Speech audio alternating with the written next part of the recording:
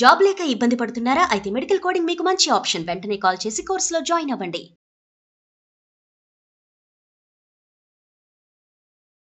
నమస్తే రమ్య గారు. నమస్తే జయ. రెగ్యులర్గా మనం వినే విషయమే భార్యాభర్తల మధ్య మనస్పర్ధలు, గొడవలు, విడిపోవటం. వీటిని సర్దుకుందాం, అడ్జస్ట్ అవుదాం అనే మెంటాలిటీ లేకపోవటం వల్ల విడిపోవడం అనే దాకా వెళ్ళిపోతున్నారేమో అనిపిస్తూ ఉంటుంది. ఇది ఎంతవరకు అలవర్చుకోవాలి? అంటే నాకేమనిపిస్తుంది అంటే పెళ్ళికి ముందే ఈ మనస్తత్వం ఉంటే వాళ్ళకి బై బర్త్ ఇలాంటి నేచర్ ఉందనుకోండి, సర్దుకుపోయే తత్వం, లేకపోతే పెళ్ళైనా అంతే కదా. సో చిన్నప్పటి నుంచే ఆ సర్దుకుపోయే తత్వం, అడ్జస్ట్ అవ్వటం, కొంత టైం ఇవ్వటం, వెంటనే ఏదైనా ఇష్యూ అయితే అడిగేసి కడిగేసి పారేసి కన్నా కాస్త టైం తీసుకోవటం, ఇలాంటివి చేస్తే ఆఫ్టర్ మ్యారేజ్ ఏమైనా చిన్న చితక ఇష్యూస్ వచ్చినా అడ్జస్ట్మెంట్ ఉంటుందేమో అని అనిపిస్తూ ఉంటుంది. మీరేమంటారు? దీన్ని కలపకూడదేమో జయ. నీకు విషయాలకి జనరల్గా అడ్జస్ట్మెంట్లు వేరు, మ్యారిటల్ లైఫ్లో అడ్జస్ట్మెంట్స్ వేరు. వేరే రమ్ గారు వేరే. ఎందుకంటే మ్యారిటల్ లైఫ్లో ఓన్లీ అడ్జస్ట్మెంటే కాదు, కొంత ప్లెజరు, సంతోషము, కలిసి ఉండటము ఉంటాయి కదా. అవతల వాళ్ళ తాలూకు డబ్బు, దశకము, వాళ్ళ సెటిల్మెంటు, వాళ్ళ మంచితనం, లేదా వాళ్ళ తాలూకు వీళ్ళ మీద ఉన్న డిపెండెన్సీ, వీటిని బట్టి అంత తెగిపోదేమో అనిపిస్తుంది. ఇప్పుడు ఎలా ఉందంటే ఈ కాలంలోనే కొంచెం లేట్ మ్యారేజెస్ ఒకటి, లేదా పెళ్ళిళ్ళల్లో కొంచెం పెద్దవాళ్ళు నచ్చజెప్పి చేసే పెళ్ళిళ్ళు, వీళ్ళు చేసుకునే పెళ్ళిళ్ళల్లో కూడా వస్తుంది, మనమే చేసేసుకునే వాటిలో కూడా. ఇక అవతల వాడు మారడు అని డిసైడ్ అయిపోతారు. మారడానికి అవతల వాళ్ళకి అవకాశం ఇవ్వట్లేదు. ఇప్పుడు ఏదో కొంతమంది ఏమో ఇది ఈగోల, అవతల వాడు మారడానికి ఏ అవకాశం ఒకటి, మారడు, ఇతను ఇంతే, ఏం చెప్పినా ఇంతే, ఎవరు చెప్పినా ఇంతే, అతను విండు, అవన్నీ నేను ట్రై చేశాను అంటారు. ఏం చెప్పినా కూడా చెప్పాల్సిన విధంగా చెప్పే వాళ్ళతో చెప్పించటము అలా ఏం చెయ్యరు, మానేస్తారు. ఇంకొంతమంది ఏమో ఇంకా లైఫ్ లాంగ్ ఇలాగే పడాలా, నా వల్ల కాదు అని తెంపేసుకునే వాళ్ళు ఇంకొంతమంది. ఇంకో చోట ఎట్లా ఉంటుంది, ఇద్దరు కదా కొట్టుకునేది, ఒకళ్ళు ఎవరితోటైనా మాట్లాడడానికి కూర్చోడానికి ఇష్టపడతారు, రెండో వాళ్ళు చచ్చినా మాట్లాడడానికి కానీ కూర్చోడానికి కానీ ఇష్టపడరు. అంటే కంప్లైంట్లే చెప్పి ఇష్యూ వచ్చినప్పుడు థర్డ్ పర్సన్ అంటున్నారా? కంప్లైంట్లే చెప్పి నేను వీడితో ఉండను, లేదా నేను దీంతో ఉండను అని తేల్చేస్తారు. పెళ్ళి ఎప్పుడు కూడా జూదమే చేయ. అది ఓను బ్లడ్ రిలేషన్లో పెళ్ళిళ్ళు చేసుకున్నా, మేనమామని చేసుకునేటప్పుడు, మేనమామ కొడుకుని చేసుకునేటప్పుడు, చిన్నమ్మమ్మ కొడుకుని చేసుకున్నా, వదిన తమ్ముడినో అన్నయ్యనో చేసుకున్నా కూడా ప్రాబ్లమే, జూదమే. ఎందుకంటే సరే ఇదైందా, తర్వాత లవ్ మ్యారేజెస్, స్కూల్ అప్పటి నుంచి ఫ్రెండ్స్, కాలేజీల్లో అయిపోయాక ఉద్యోగాలు వచ్చాక చేసుకుంటారు. ఇది వీళ్ళకి ఒకళ్ళ గురించి ఒకళ్ళకి తెలియడానికి ఎంత ఎక్కువ అవకాశం ఉంది. అయినా సరే కొలీగ్స్ ప్రేమించి పెళ్లి చేసుకుంటారు, ఎక్కడో దారే ఫ్రెండ్స్ అట్లా ఏదైనా పెళ్ళిళ్ళల్లో కలిసి అక్కడ ఇక్కడ పెళ్ళిళ్ళు చేసుకుంటారు. ఇది కాకుండా పెద్దవాళ్ళు చక్కగా నచ్చజెప్పి, చక్కగా పెళ్లి చూపులు చూపించి, 5-6 ఆడపిల్లలను చూపించి, వీళ్ళు కూడా 6-7 మగపిల్లలను చూసి, అమ్మాయిలు ఒకటితో కాసేపు మాట్లాడి, ఓహో వీడికి మనకి ఏదో సెట్ అవుతుంది అని ఆలోచించి చేసుకునే పెళ్ళిళ్ళు కూడా, ఇన్ని రకాల పెళ్ళిళ్ళు కూడా గ్యాంబ్లింగే. ఎందుకంటే ఎప్పుడు కూడా మనం కలిసి ఉంటేనే కానీ అవతల వాళ్ళ పూర్తి స్వారస్యం మనకి తెలీదు. నెంబర్ 1, కలిసి ఉంటే కానీ అవతల వాళ్ళ ఇంటాలరెన్స్, భరించలేనితనము, అసహనము ఏమిటి అనేది కలిసి ఉంటే కానీ తెలీదు. మనం పూర్తిగా వాళ్ళకి ఓన్ అయిపోతేనే కానీ వాళ్ళలో ఓనర్షిప్ క్వాలిటీస్ ఎట్లా ఉంటాయి అనేది అప్పటిదాకా మనకు తెలియదు. కొంతమంది కాచి కాపాడాలని చూస్తారు, మనకి ఇష్టం ఉన్నా లేకపోయినా నా సంగతి నేను చూసుకోగలను అని మనం మొత్తుకున్నా సరే వాళ్ళు వినరు. ఈ బొమ్మ నాది ఇలాంటి భావాల్లో ఉంటారు. ఎవరితో మాట్లాడకూడదు, ఎక్కడికి వెళ్ళకూడదు, అమ్మా నాన్నలకి ఇంపార్టెన్స్ ఇవ్వకూడదు, అంతా నాకే ఇవ్వాలని ఆడ అనుకోవచ్చు, మొగ అనుకోవచ్చు. ఇక్కడ ఫ్రిక్షన్స్ మొదలవుతాయి. ఓకే, దీంతో పాటు ఫ్యామిలీ సెంటర్ అవుతాయి. ఏ పెళ్లిలో అయినా ఫ్యామిలీ ఇన్ఎవిటబుల్ కదా, దాని పక్కా పెట్టలేం, ఉంటుంది. ఎక్కడో మరి ఇల్లు వదిలి వెళ్ళిపోయే వాళ్ళు, ఏ ఫారిన్ కంట్రీస్లో పారిపోయిన వాళ్ళకి ఫ్యామిలీలు ఉండవు, కానీ తక్కువ. మనం ఏ కథ విన్నా ఫ్యామిలీ వెనకాల ఉంటుంది ఎంతో కొంత, వాళ్ళదో వీళ్ళదో. ఒక్కోసారి వీళ్ళది డామినేటింగ్, ఒక్కోసారి వాళ్ళది డామినేటింగ్, ఒక్కోసారి వాళ్ళిద్దరు కొట్టుకుని వీళ్ళకి తగాదాలు పెడతారు. ఈ మొత్తం సినేరియోలో ఇప్పుడు చూడు, ఇది 2 వేరు పర్సన్సే కదా వీళ్ళిద్దరు. అవునా? పెళ్ళి అంటే ఇద్దరు వేరు వ్యక్తుల, వేరు సమాజాల, వేరు కల్చర్ల కలయిక. అవును, ఇది ఇలాగే ఉంటుంది అని అడ్జస్ట్ అయితే అడ్జస్ట్మెంట్ కుదురుతుంది. ఓకే, దీనికి లొంగి ఉండాల్సిందేననే భావజాలం పురాతనమైంది, పాతకాలపు భావజాలం. పెళ్ళైపోయింది కదా ఇంకేం చేస్తాం అనుకునే వాళ్ళు అడ్జస్ట్ అవుతారు. ఇప్పుడు ఆ సమాజం లేదు. లేదు. ఇప్పుడు అది లేదు. ఇప్పుడు మనం ఎవరితో మనకు ప్రాబ్లం, ఒక భార్య భర్త, సింపుల్గా ఏ బి తీసుకుందాం. ఏ కేసు వేరు, బి కేసు వేరు. ఏ కేసులో అమ్మాయి అన్ని దాని ఇష్టారాజ్యమే, అంతా దాని ఇష్టమే, ప్రతిదీ నాకు నేను అనుకున్నదే చేయాలి, నాకు నచ్చినట్టే చేయాలి. ఒక చిన్న తేడా చేసినా తను ఏ పని చేయదు, ఎవరికి ఏం చేయదు. వాళ్ళు ఏదైనా ఇంత తేడా చేయగానే వాళ్ళు తేడా చేశారంటుంది. మధ్యలో వీళ్ళకి కాంజుగల్ లైఫ్ ఏదో సరిగ్గా ఉండదు. వీళ్ళిద్దరూ కలిసి ఓ డాక్టర్ దగ్గరికి వెళ్ళాలో, ఓ సైకాలజిస్ట్ దగ్గరికి వెళ్ళాలో, అది వెళ్దామంటుంది, వీడు రాడు. అమ్మాయికి మానసిక సమస్య, అబ్బాయికి శారీరక సమస్య. వీళ్ళు మాట్లాడుకుని 2 చోట్లకి వెళ్ళి దీన్ని సర్దుకుంటే పెళ్ళి సర్దుబాటు అవుతుంది. ఎవరో ఒకళ్ళే సర్దుకుని వెళ్తాము, రెండో వాళ్ళు వెళ్ళము అంటే ఈ పెళ్లి సక్సెస్ కాదు. ఇది ఆత్మహత్యలకు కానీ విడాకులకు కానీ దారితీస్తుంది. ఓకే. ఇది ఏ రకం పెళ్ళి. బి రకం పెళ్ళిళ్ళు ఇప్పుడు సస్టైనబుల్గా నడుస్తున్న పెళ్ళిళ్ళు. వీళ్ళకి ఇద్దరికీ సమస్యలు ఉంటాయి, శారీరక మానసిక సమస్యలు, ఫ్యామిలీ ఇష్యూస్ కూడా ఉంటాయి. కొట్టుకుంటూ ఉంటారు కానీ కలిసే ఉంటారు, కలిసే తమ సమాజాన్ని ముందుకు నడిపిస్తూ ఉంటారు. అది హెల్దీయా అని మొన్న ఒకళ్ళు అడిగారు నన్ను. అది హెల్దీయేనా? టాక్సిక్ రిలేషన్షిప్ ఎందుకు అది కంటిన్యూ చేయాలి అని. నువ్వు విడిపోతావు, ఏమిటవుతుంది? ఏమవుతుంది? నువ్వు ఒకదానివే ఉంటావు, లేదా వాడు అక్కడే ఉంటాడు.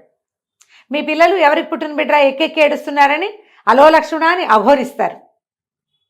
మీ ఫ్యామిలీలో ఉన్న చిన్నపిల్లలు పెళ్లి మీద నమ్మకాన్ని పోగొట్టుకుంటారు. ఇప్పుడు ఏ కరెక్టా, బి కరెక్టా? నువ్వు చెప్పు.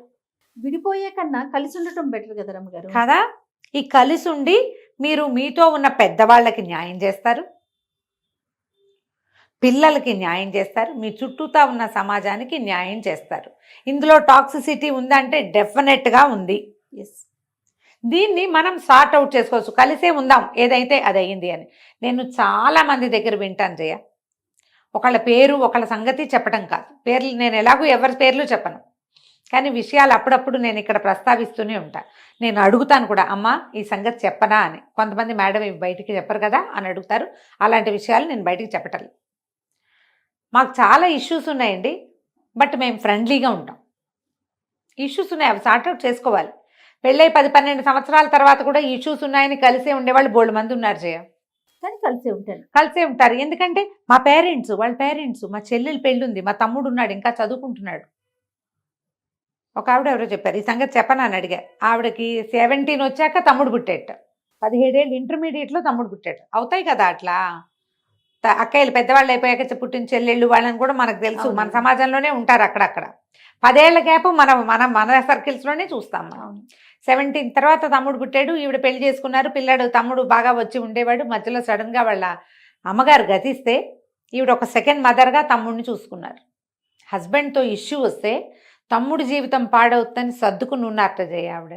అబ్బా, అది ఫ్యామిలీ లేకుండా పోతుంది, బాగా సపోర్ట్ లేకుండా పోతుందని హస్బెండ్తో ఇష్యూ వస్తే ఆయన ఏదో వేరే ఫ్రెండ్షిప్ల్లోకి వెళ్తే ఆవిడ వెయిట్ చేసి కొంతకాలం సార్ట్అవుట్ చేసుకున్నారు. తర్వాత ఈ మాట చెప్పాలండి అని చెప్పారు ఆవిడే స్వయంగా నాకు.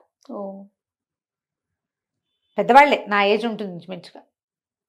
ఒక 4-5 ఏళ్లలో నేను ఓర్పు పట్టినందుకు నేను మా తమ్ముడు కోసం ఓర్చుకున్నా, కానీ అది చివరికి ఒక 4-5 ఏళ్లలో అవతల సమస్య తీరిపోయింది. మా హస్బెండ్ కూడా రియలైజ్ అయ్యారు నేను పొరపాటు చేశాను అని చెప్పి, సార్ట్ అయిపోయింది. అది ఈ విషయం తెలిసి ఆవిడ ఫ్రెండ్స్లో ఒకళ్ళిద్దరు, అదే నువ్వు చేస్తుంటే మీ ఆయన ఇలా చేసేవాడా అని అడిగారు. చేసి ఉండకపోవచ్చు, నువ్వైతే ఊరుకుంటావా? మనం కూడా అడుగుతాం, ఇదే నేను చేస్తే నువ్వు ఒప్పుకుంటావా అని. నువ్వు చెయ్యవు, అతను చేస్తాడు.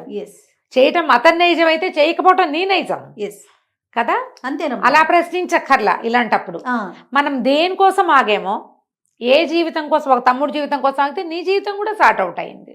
ఏదైనా ప్రాబ్లం వచ్చినప్పుడు అది ఒక్క దెబ్బతో ఒక్క దాంతో తీరదు. నీకు సమస్య కూడా ఒక రోజుతో రాదు, స్లోగా వస్తుంది కదా. కాలక్రమాన సమస్యలు పెరుగుతాయి. కాలక్రమాన సమస్యలు తీరటానికి మీరు కొంచెం ఓపిక పడితే ఎప్పుడు బెటర్మెంట్కి అవకాశం ఉంటుంది. ఎక్కడో తీరని సమస్యలు ఉంటాయి, లేవని నేను అన్న. ప్రతిదానికి కాలం సమాధానం చెప్తుందని థెరపిస్ట్లే సమాధానం చెప్తారు, సైక్రియాటిస్టులు, మ్యారేజ్ కౌన్సిలర్సే సమాధానం అని నేను అంటలేదు. కానీ టైం ఇచ్చి చూడడం అవసరం అని మాత్రం చెప్పాలనే అనిపిస్తుంది. డివోర్స్ దాకా వచ్చేసాక కూడా రిపెంట్ అయ్యి నేను పొరపాటు చేస్తున్నానా అని ఏడ్చి మొత్తుకునేవాళ్ళు, అయ్యో ఇలా అయిపోతున్నా తప్పు చేస్తున్నానేమో అని ఫీల్ అయ్యేవాళ్ళు ఉండరా? ఉంటారండి డెఫినెట్గా. బోల్డంత మంది ఉంటారు. డివోర్స్ అయిపోయాక ఎందుకు చేశామా ఆ, అని బాధపడే వాళ్ళు కూడా ఉంటారు. ముందుకి వెళ్ళలేరు, వెనక్కి రాలేరు. వెనక్కి రాలేరు. అవును. ఒక ఒక పెళ్ళాం ఏదో అమ్మాయితోటి పడలేక అమ్మాయిని డివోర్స్ ఇచ్చి ఇంకో పెళ్లి చేసుకుంటే దాక్కున్న చోటకి దయ్యం వచ్చినట్టు ఇది ఇంకో రకం. అంతే కదా. ఇది ఇంకో రకం. మొదటి రకమే బెటర్ అనిపిస్తుంది ఒక్కొక్కసారి. అవును. మీరు వెయిట్ చేయకపోవటం తప్పు కదా. ఇప్పుడు ఇదివరకట్లాగా సమాజం మనం సంసారం ఇదివరకు చెప్పేవాళ్ళు రోగం రట్టు సంసారం గుట్టు అని. ఇప్పుడు రోగము రట్టే సంసారము రట్టే చేసుకోవాలమ్మా.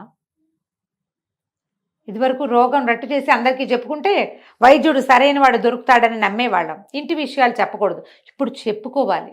ఇది చాలా రోజుల పాటు కాంజుగల్ లైఫ్ స్టార్ట్ చేయని పిల్లలు చాలా కాలం వాళ్ళిద్దరి మధ్య ఫిజికల్ రిలేషన్ లేదు.